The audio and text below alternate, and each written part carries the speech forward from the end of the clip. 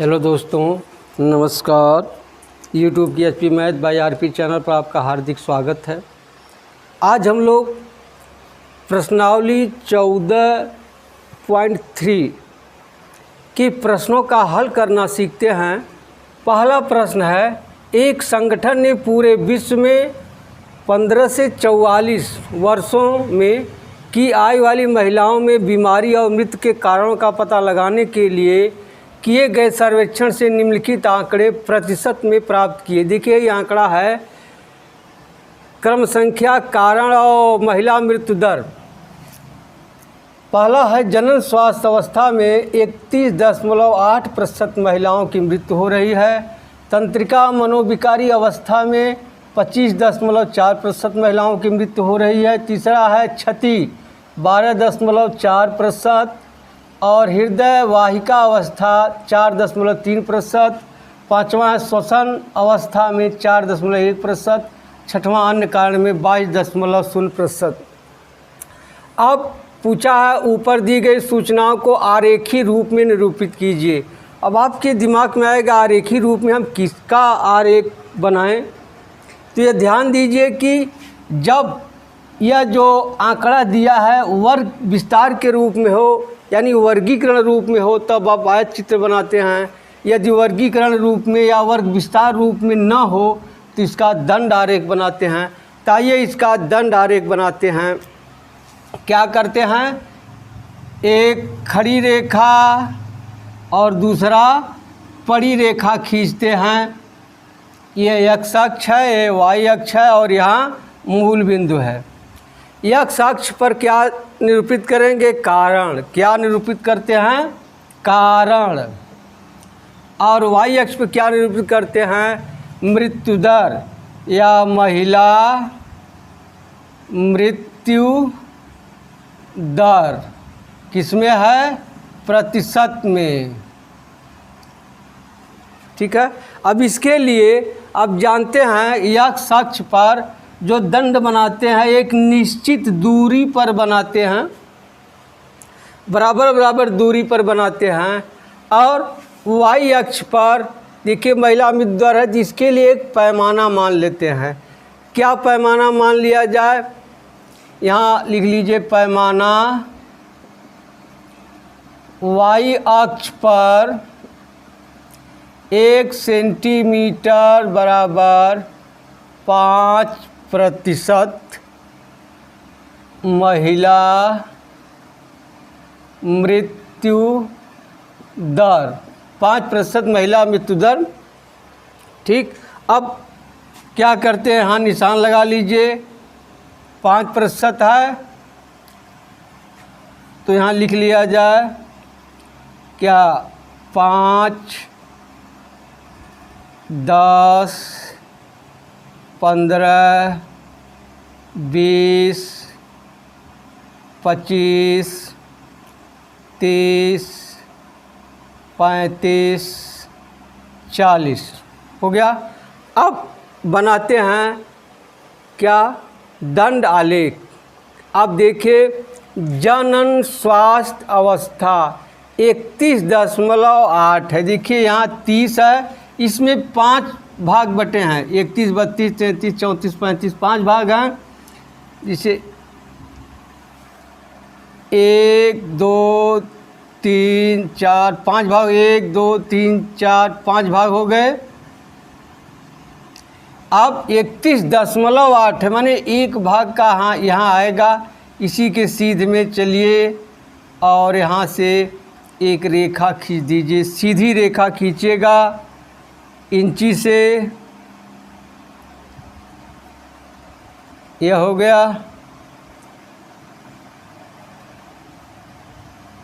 यह 31.8 यह हो गया।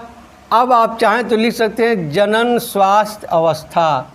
क्या यहाँ लिख सकते हैं, जनन स्वास्थ्य अवस्था, या इसके अंदर लिख सकते हैं, इससे अंदर लिख सकते हैं। कितना है, 31.8। फिर आगे है तंत्रिका मनोविकारी अवस्था। तंत्रिका मनोविकारी अवस्था कितना, 4, 25.4 यही आएगा लगभग इसी के सीध में। अब जिसे जितना जगह यहाँ छोड़े उतना जगह यहाँ छोड़ दीजिए, इसी के सीध में आएगा 25.4।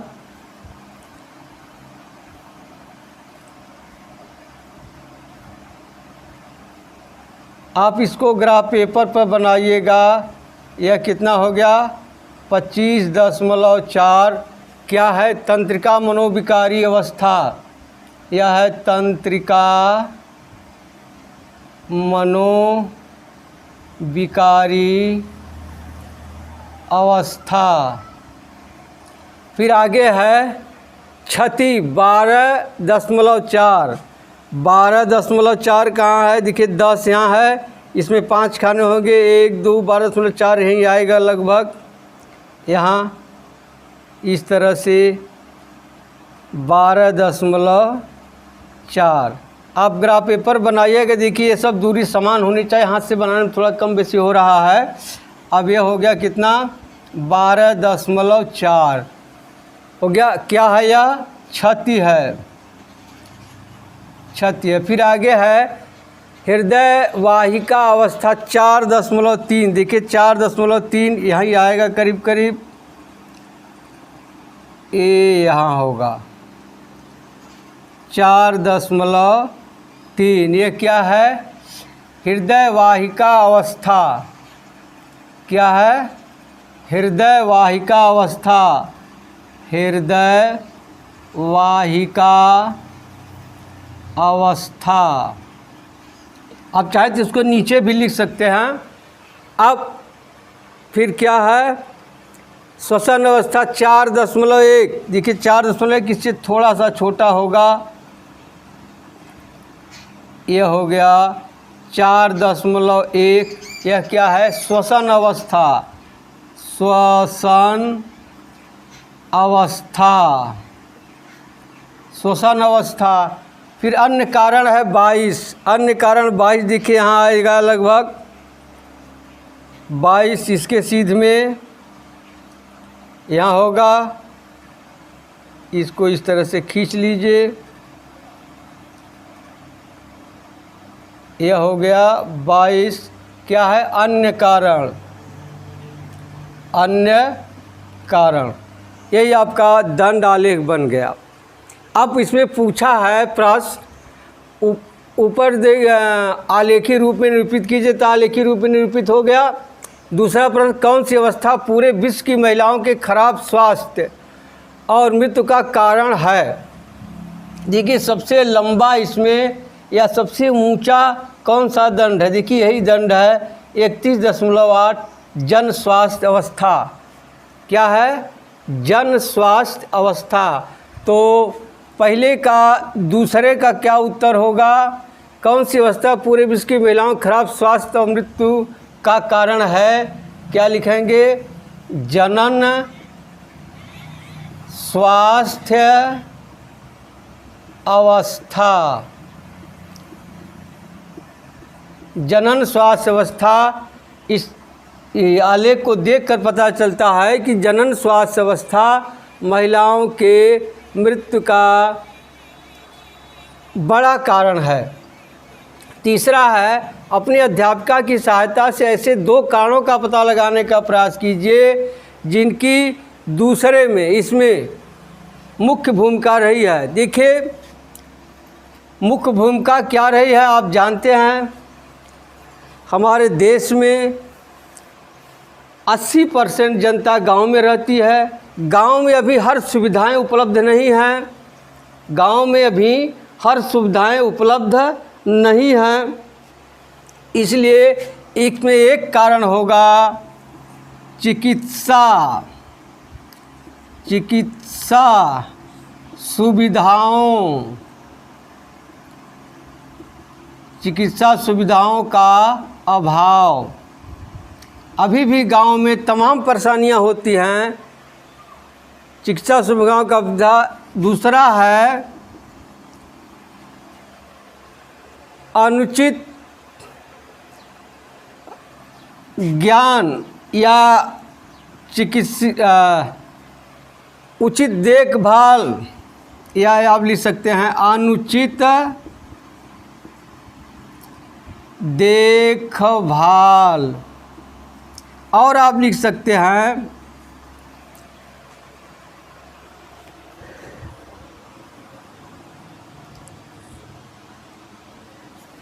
और आप देख सकते हैं अनुचित मार्गदर्शन। अनुचित मार्गदर्शन। और आप लिख सकते हैं कुपोषण। कुपोषण। कुपोषण भी बहुत बड़ी समस्या है।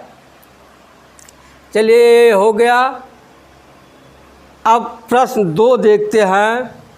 प्रश्न 2, भारतीय समाज के विभिन्न क्षेत्रों में प्रति 1000 लड़कों पर लड़कियों की निकटतम 10 तक की संख्या के आंकड़े नीचे दिए गए हैं। देखिए यह क्षेत्र और प्रति 1000 लड़कों पर लड़कियों की संख्या। अनुसूचित जाति में 1000 लड़कों पर 940 लड़कियां हैं। अनुसूचित जनजाति में 1000 लड़कों पर 970 लड़कियां हैं। और गैर अनुसूचित जाति और जनजाति में 920 लड़कियां हैं। कितने पर? 1000 लड़कों पर। पिछड़े ज़िलों में 1000 लड़कों पर 950 लड़कियां हैं। और ग्रामीण क्षेत्रों में 1000 लड़कियों पर 930 लड़कियां हैं। शहरी क्षेत्रों में 1000 लड़कियों पर 910 लड़कियां हैं। कह रहा है दी गई सूचनाओं को दंड आलेख द्वारा निरूपित कीजिए। इसमें भी वही क्रिया कीजिए। एक्स अक्ष हो गया या वाई अक्ष हो गया या मूल बिंदु हो गया। अब नीचे क्या लिखेंगे? यहाँ लिख देंगे क्षेत्र। और यहाँ क्या लिखेंगे? प्रति 1000 लड़कों पर लड़कियों की संख्या। प्रति हजार लड़कों पर लड़कियों की संख्या। लड़कियों की संख्या। अब देखिए इस पर तो आप कोई पैमाना नहीं मानेंगे, इस पर मानेंगे। आप मान लीजिए 1 सेंटीमीटर बराबर 10 लड़कियां। क्या पैमाना? कहाँ? वाई अक्ष पर। वाई अक्ष पर 1 सेंटीमीटर बराबर 10 लड़कियां। हो गया। अब आप ध्यान दीजिए, देखिए यहाँ शुरू से नहीं है ना, तो क्या करेंगे आप? जो यह रेखा वाई अक्ष है इसको थोड़ा टेढ़ी मेढ़ी कर देंगे। इसी को कहते हैं किंक, यानी कि इस यहाँ से कुछ पहले है। अब देखिए इसमें सबसे छोटी संख्या क्या है? 910 है। तो यहाँ हम लिख लेते हैं 910। फिर 1 सेंटीमीटर पर हो जाएगा 920। फिर हो जाएगा 930। फिर हो जाएगा 940। फिर हो जाएगा 950। फिर हो जाएगा 960। फिर हो जाएगा 970। फिर हो जाएगा 980। देखिए 970 तक ही है। अब बनाया जाए। देखिए अनुसूचित जाति 940। अब 940 देखिए यही है। अब कुछ जगह छोड़ करके मान लीजिए 1 सेंटीमीटर दूरी छोड़ करके आप बना लीजिए। यह हो गया। क्या है? 940 यहाँ लिख लीजिए। अब चाहे नीचे लिखे, चाहे ऊपर लिखे, चाहे बीच में लिखे, यहाँ लिख लीजिए अनुसूचित जाति। फिर है अनुसूचित जनजाति 970 है। जितना जगह यहाँ छोड़े उतना जगह यहाँ छोड़ करके क्या हो जाएगा? 970 देखिए यहाँ है। अब यहाँ इसके सीध में आप आ जाइए। देखिए ये सीधी रेखा नहीं है, इस तरह से। अब समान चौड़ाई के यह हो गया कितना 970। क्या है अनुसूचित जनजाति, यहाँ लिख सकते हैं अनुसूचित जनजाति, अनुसूचित जनजाति। फिर है गैर अनुसूचित जनजाति 920। अब 920 कहाँ है, 920 यहाँ है। अब इसी के सीध में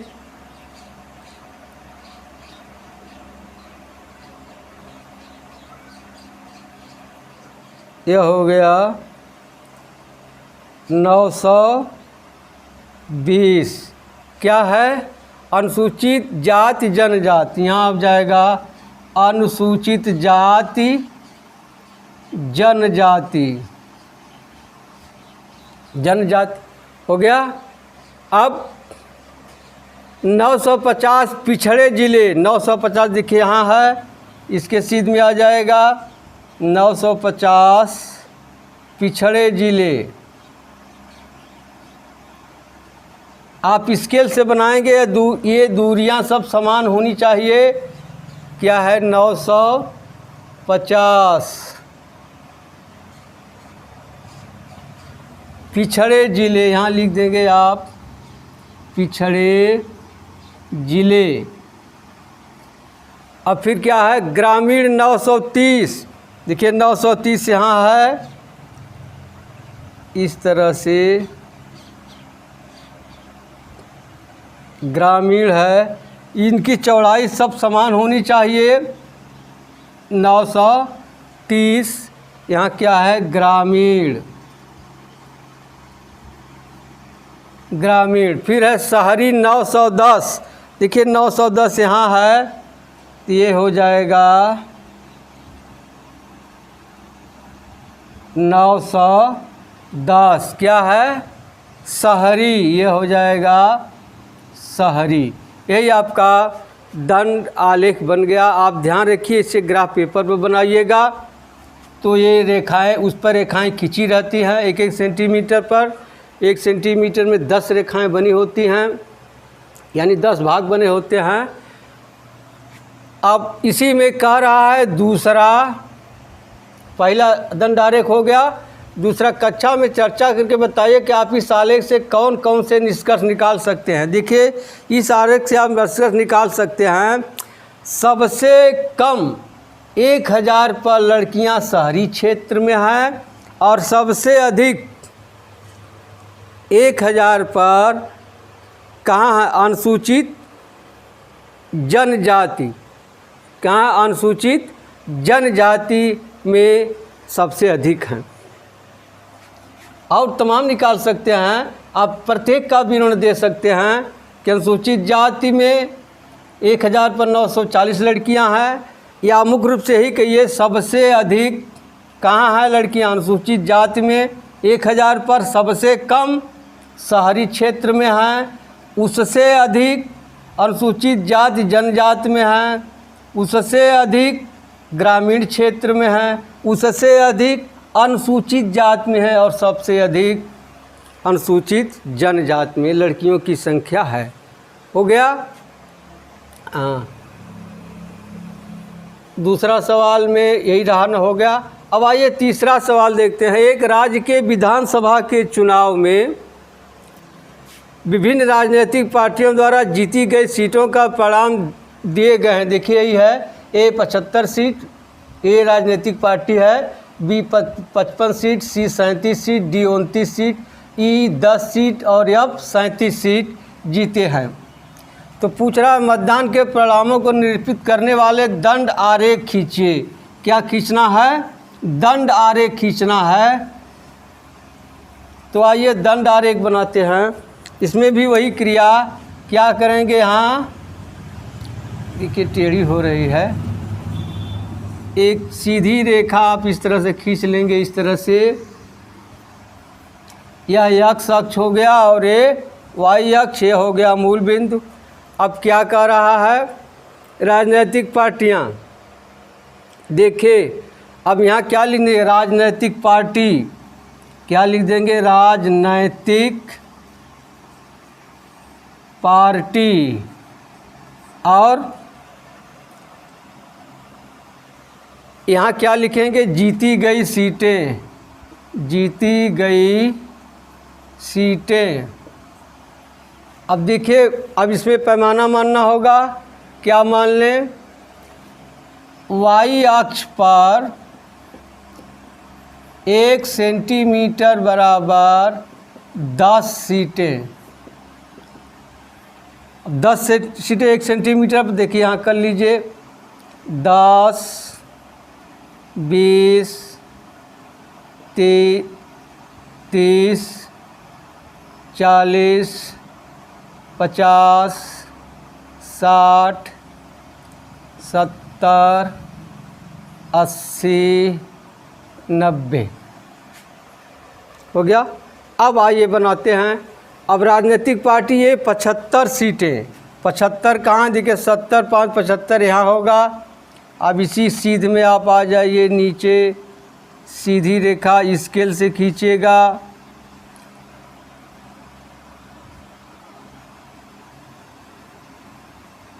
यह हो गया। अब क्या यहाँ है, 75, ये क्या है, ए है। फिर है 55, देखिए 50 यहाँ, 55 यहाँ होगा। समान दूरी छोड़ करके यह हो गया 55। यह कौन सी पार्टी है, बी है। अब इसके बाद है सी 37, देखिए 30 यहाँ है, 37 यहाँ होगा, ए यहाँ होगा। ए इस तरह से आप खींच दीजिए, यह हो गया 37। कौन सी पार्टी है, सी है। इसके बाद क्या है, डी है 29। अब देखिए 30 यहाँ थोड़ा सा कम होगा,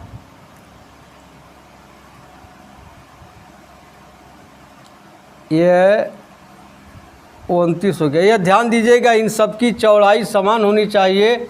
यहाँ बनाने में थोड़ा कम हो रहा है। ये क्या है, सी के बाद डी है, डी कितना है, 29।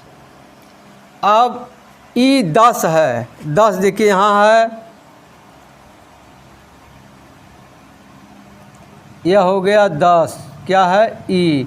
और यफ 37 है, देखिए 37, ये है 30, 37 देख रहे हैं ना, इसी सीध में होगा।